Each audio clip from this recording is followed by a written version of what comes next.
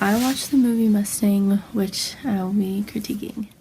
The characteristics of the female Bildungsroman are acceptance of greatness into the world and individual needs versus external desires.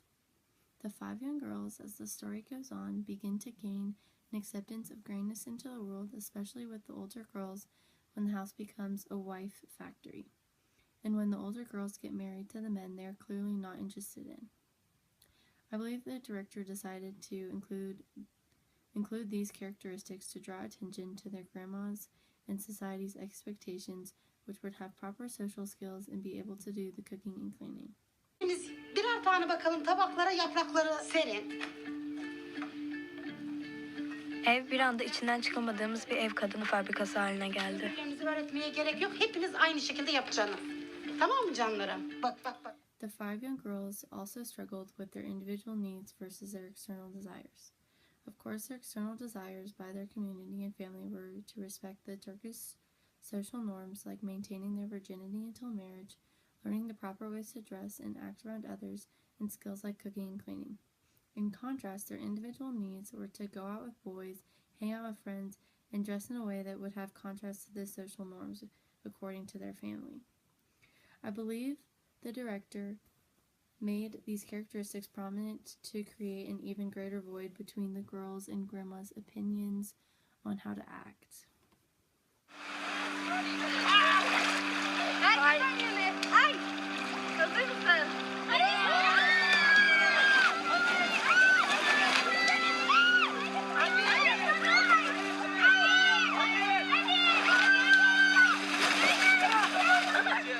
In this movie, most characteristics of the coming of age are included, but the characteristic of moral challenges are left out or less emphasized than others because although the girls come across many decisions between right and wrong, the girls usually do not think twice and just do what they want. Therefore, they are not presented as moral challenges as there is no large debate over them.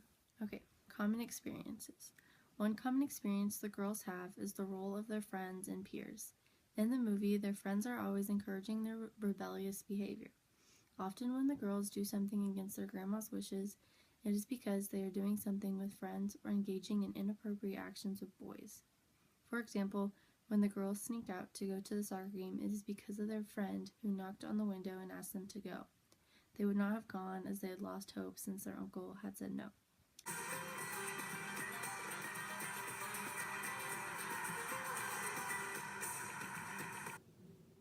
The only problem with portraying it this way is that it may make the girls seem less motivated to defy society when they're with their friends or peers, as it may seem like the only reason they're doing it is because of their friends and peers. The other common experience. At some point in the movie, each girl gets separated from their family.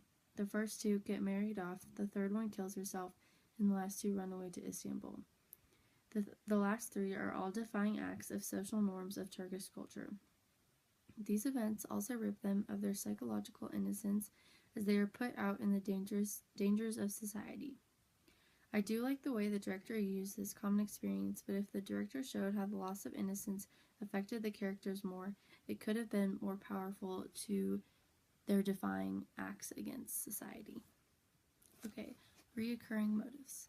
The arranged marriage scene with the families meeting occurs many times throughout the movie to emphasize the forceful nature of the Turkish culture that the girls usually wanted to contrast, and to make the common characteristic of loss of innocence prominent since when the girls got married, they left their family and their home and lost their virginity, which in Turkish culture was a big sign of losing innocence.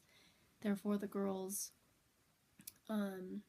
were never happy in the arranged marriages except for the first daughter, due to the fact that they did not know their husbands and were married to someone that only their grandma wanted them to be married to.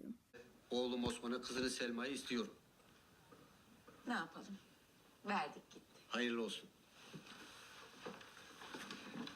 Seninki. Hayırlı olsun. Hayırlı olsun inşallah. The window in the movie is very symbolic of their rebellious behavior towards their grandmother, as almost every time someone is knocking at their window, they go and sneak out and go do something fun that their grandma would not wish them to do, and the window is always a symbol of them doing that.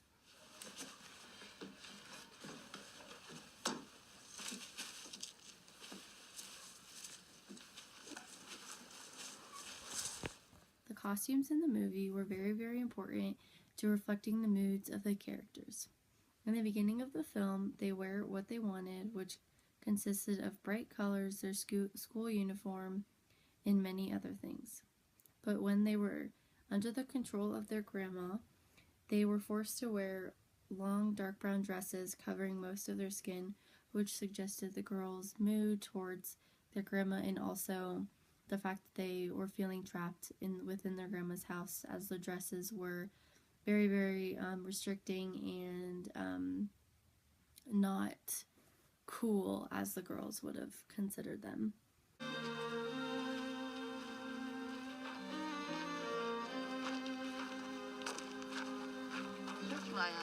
The music in the movie was used to emphasize the characters' emotions. For example, when Lale was realizing that she was trapped, sad and dark music was playing to further help the audience feel trapped just like she did.